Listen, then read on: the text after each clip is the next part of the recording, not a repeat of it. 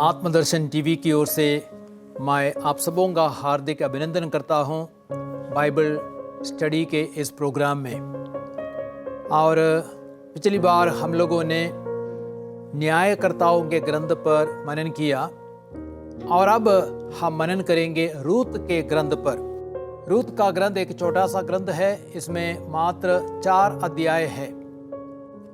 रूत के ग्रंथ के अध्ययन में मैं 7 मुख्य बिंदुओं पर प्रकाश डालना चाहता हूं। सबसे पहले प्रस्तावना, इस ग्रंथ को क्यों रूत का ग्रंथ कहा गया है। दूसरा, रूत के ग्रंथ का लेखक। तीसरा, रूत के ग्रंथ की रचना कब हुई। और चौथा, रूत के ग्रंथ में क्रिस्त। पांचवा, रूत के ग्रंथ के मुख्य शब्द, आयतें और अध्याय। छठवां, रूत के ग्रंथ का सर्वेक्षण। और सातवां, रूत के ग्रंथ की मुख्य शिक्षा। तो आइए अब हम पहले बिंदु पे आते हैं, अर्थात प्रस्तावना। इस ग्रंथ को क्यों रूत का ग्रंथ कहा गया है। रूत का ग्रंथ दाऊद के निकटतम पूर्वजों की जानकारी देता है। एक मोआबी महिला रूत की कहानी यह बताती है कि किस प्रकार वह राजा दाऊद और यीशु क्रिस्त का पूर्वज बनी। रूत का विवाह एक इस्राएली नवयुवक से होता है। जब उसके पति की मृत्यु हो जाती है तभी वह अपनी सास के प्रति वफादार रहती है और इस्राएल के ईश्वर के प्रति भक्ति दर्शाती है।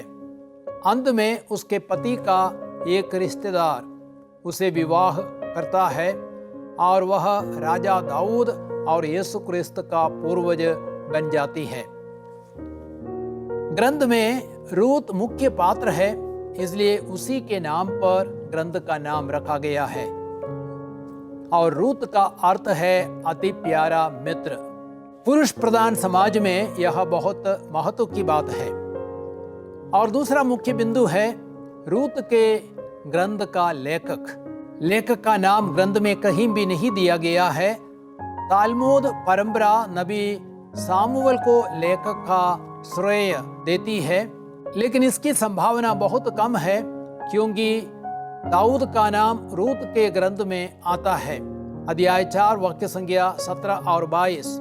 और सामुएल दाऊद के राज्याभिषेक पहले गुजर गया था। सामुएल का पहला ग्रंथ अध्याय 25 वाक्य संख्या 1। और एक तीसरा सवाल उठता है, रूत के ग्रंथ की रचना कब हुई। कुछ विद्वानों का मानना है कि रूत का ग्रंथ दाऊद के शासन काल में लिखा गया, क्योंकि दाऊद की वंशावली में सुलेमान का नाम नहीं है। अन्य विशेषज्ञ मानते हैं कि ग्रंथ की रचना दाऊद के शासन के बाद परंतु निर्वासन के पहले हुई। कई विद्वान सोचते हैं कि रूत की कहानी एक उपदेशात्मक कृति है जो जीवन में वफादारी और उदारता पर जोर देती है। अब हम चौथे बिंदु में आते हैं। रूत के ग्रंथ में क्रिस्त, निकट संबंधी उद्धारकर्ता की संकल्पना या किन्समैन रिडीमर और गोयल, इसके बारे में अध्याय 3:9 में हम पढ़ते हैं। यह निकट संबंधी उद्धारकर्ता क्रिस्त के उद्धार कार्य की ओर इंगित करता है। निकट संबंधी उद्धारकर्ता जिसका भी उद्धार करता है उससे उसका रक्त संबंध होना है। विधि विवरण ग्रंथ अध्याय 25 वाक्य संख्या 5 में हम पढ़ते हैं। साथ ही साथ इब्रानी 2:14 और 15 में क्रिस्त के बारे में हम पढ़ते हैं, किस प्रकार वह उद्धार करता बन गया। और दूसरी योग्यता थी उद्धारकर्ता बनने के लिए उद्धार की कीमत चुकाने की क्षमता होनी है। और बोअज जो उद्धार करता है वह धनी व्यक्ति था। और रूत के ग्रंथ अध्याय 2:1 में और पेतरुस का पहला पत्र अध्याय 1:18-19 में हम इन बातों को पढ़ सकते हैं। और उद्धारकर्ता बनने के लिए तीसरी योग्यता थी उद्धार करने की राजी होना है। रूत का ग्रंथ अध्याय 3 वाक्य संख्या 11 और 13 में हम पढ़ते हैं। और मत्ती के सुसमाचार अध्याय 20:28 में इस बात को हम पढ़ सकते हैं। और चौथी योग्यता स्वयं मुक्त होना है और क्रिस्त पाप के शाप से मुक्त था। निकट संबंधी उद्धारकर्ता यानी गोयल, यह शब्द 13 बार रूत के ग्रंथ में पाया गया है और यह क्रिस्त की ओर इशारा करता है। अब हम 5वें मुख्य बिंदु में आते हैं, अर्थात रूत के ग्रंथ के मुख्य शब्द, आयतें और अध्याय कौन से हैं। तो मुख्य शब्द है निकट संबंधी उद्धारकर्ता या किन्समैन रिडीमर, और उसका इब्रानी शब्द है गोयल। निकट संबंधी उद्धारकर्ता का इब्रानी शब्द गोयल है और ये शब्द 13 बार रूत के ग्रंथ में पाया गया है। गोयल का अर्थ है वह जो उद्धार करता है, यानी किन्समैन रिडीमर। नोमी की जमीन को खरीद कर और रूत से विवाह कर और उससे संतान उत्पन्न करके बोअज ने उद्धारकर्ता का काम किया। अब हम देखते हैं मुख्य पद कौन सा है। अध्याय 1 16 और अध्याय 3 11। अध्याय 1 वाक्य संख्या 16 में कहा गया है, किंतु रूत ने उत्तर दिया, इसके लिए अनुरोध ना कीजिए कि मैं आपको छोड़ दूं और लौटकर आपसे दूर हो जाऊं। आप जहां जाएगी वहां मैं भी जाऊंगी और आप जहां रहेगी वहां मैं भी रहूंगी। आपकी जाति मेरी भी जाति होगी और आपका ईश्वर मेरा भी ईश्वर होगा। एक मोआबी स्त्री के मुंह से कितनी सुंदर बात निकली। रूत का यह कथन अपनी सास नोमी, यहूदी जाति और इज़राइल के ईश्वर के प्रति उसके प्रेम, वफादारी एवं श्रद्धा को दर्शाता है। रूत हर बहू के लिए एक बहुत बड़ा आदर्श प्रस्तुत करती है। और अगला मुख्य पद है अध्याय 3 वाक्य संख्या 11। वहां पे बोअज रूत से कहता है, बेटी अब तुम नहीं डरो, तुम जो कुछ मांगेगी मैं वह सब तुम्हारे लिए करूंगा, क्योंकि नगर के सब लोग जानते हैं कि तुम एक साध्वी स्त्री हो। तो यहाँ हम देखते हैं बोअज की दया को देखते हैं, उसकी करुणा को देखते हैं। साथ ही साथ नोमी का निकट संबंधी होने के कारण उसकी भूमि का उद्धार करने और से विवाह करने के लिए उसकी तत्परता को भी हम देखते हैं। अब इस ग्रंथ में मुख्य अध्याय कौन सा है? मुख्य अध्याय है अध्याय 4। इस्राएलियों की प्रथा के अनुसार इज़राइल स्थायी रूप से अपनी जमीन बेच नहीं सकता था। यदि कोई ऋण के कारण अपनी जमीन बेचता तो उसके सबसे निकट संबंधी को अपने भाई की जमीन खरीदनी थी। लेवी ग्रंथ अध्याय 25 वाक्य संख्या 25 से 34 तक में ये बात लिखी गई है। इस प्रथा के अनुसार बोअज ने नोमी के पति एलीमेलेक और उसके पुत्र किलियोन और महलोन का सारा भूभाग खरीद लिया और उसका उद्धार किया। बोअज ने रूत को अपनी पत्नी के रूप में अपनाया। बोअज का उससे संसर्ग हुआ।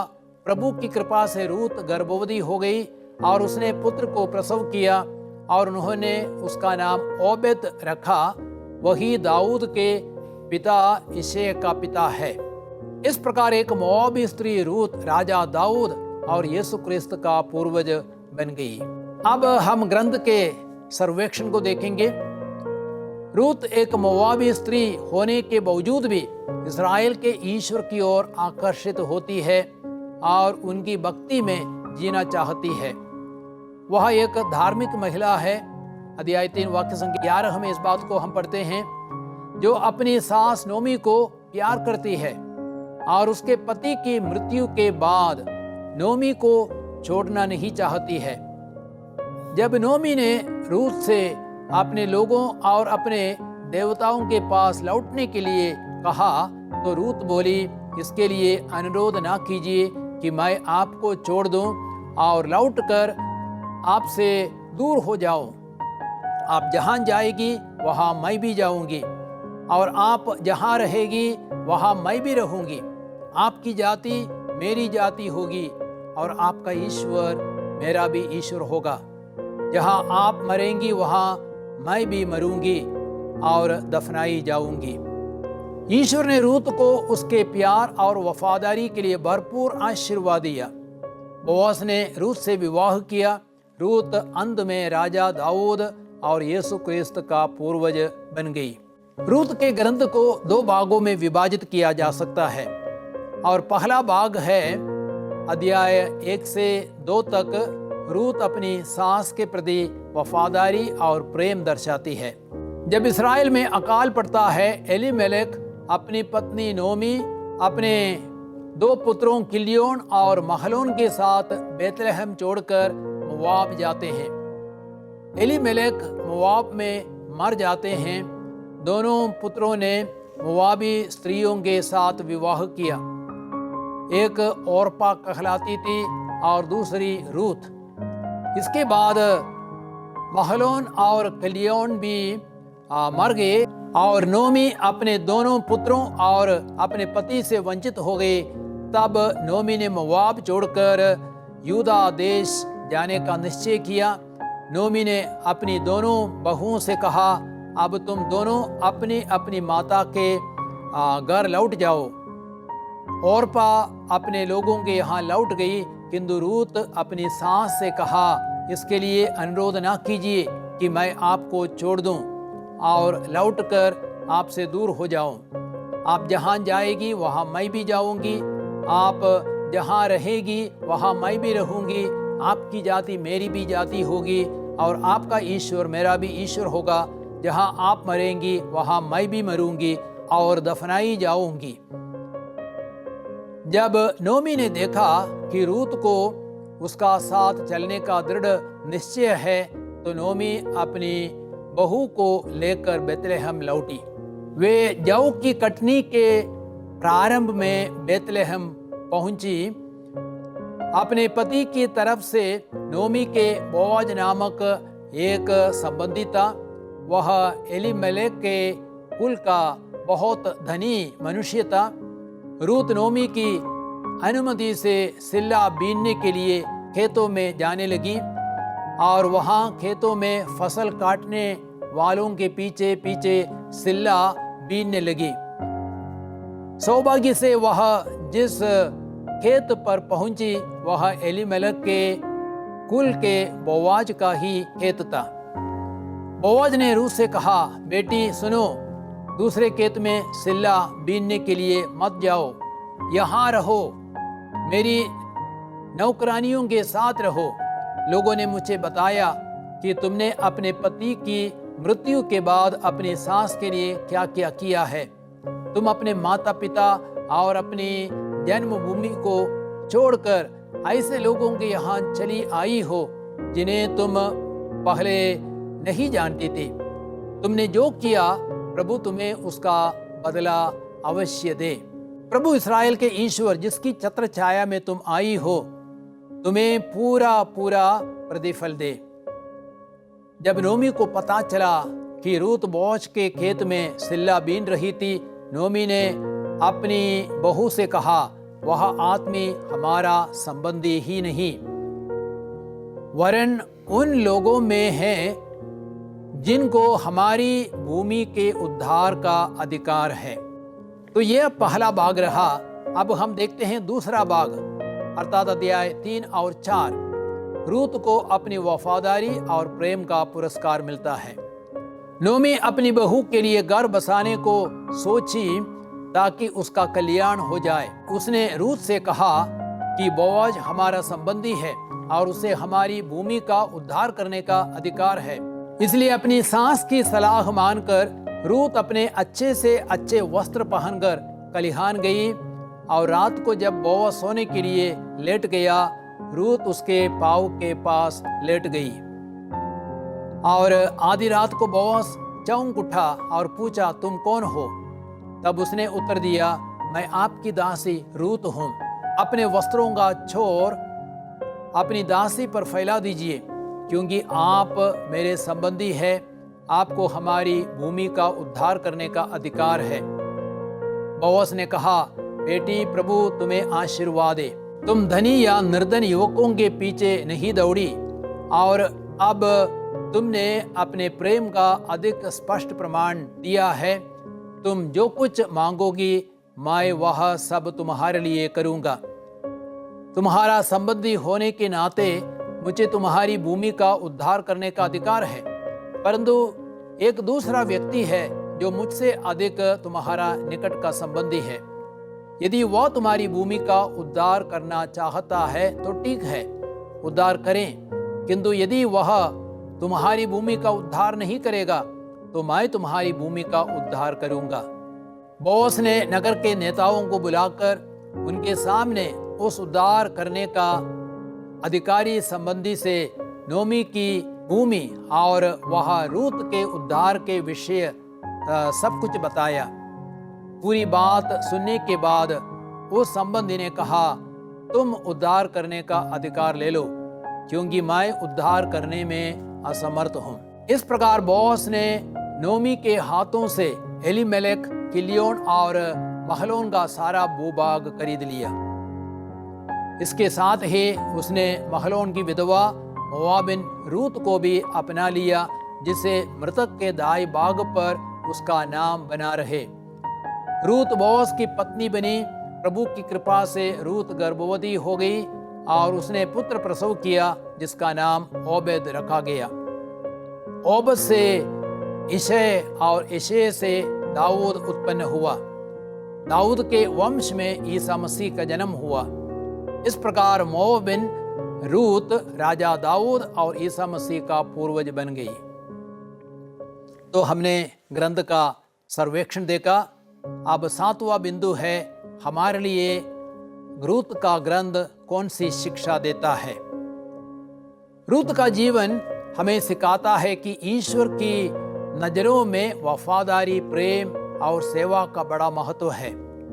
इन दिनों सास और बहू के बीच में अक्सर लड़ाई झगड़ा होता है। बहू अपनी सास के साथ रहना नहीं चाहती है और उसकी सेवा करना नहीं चाहती है, लेकिन मोआबिन रूत एक अपवाद थी। पति की मृत्यु के बावजूद भी वह अपनी सास से लिपटी रही और उसे प्यार करती रही। अपनी सास के साथ बेतलेहम लौटने के बाद भी संभवतः उसे यहूदियों से निंदा, तिरस्कार एवं अपमान सहना पड़ा, लेकिन वह इस्राएल के ईश्वर में विश्वास करती रही। अंत में प्रभु ने उसे महान आशीर्वाद दिया। वह राजा दाऊद और यीशु क्रिस्त का पूर्वज बन गई। तो आपने रूत के ग्रंथ पर मनन किया, तो इन बातों पर आप अवश्य मनन करें। और अगले एपिसोड में हम देखेंगे सामुएल का पहला ग्रंथ।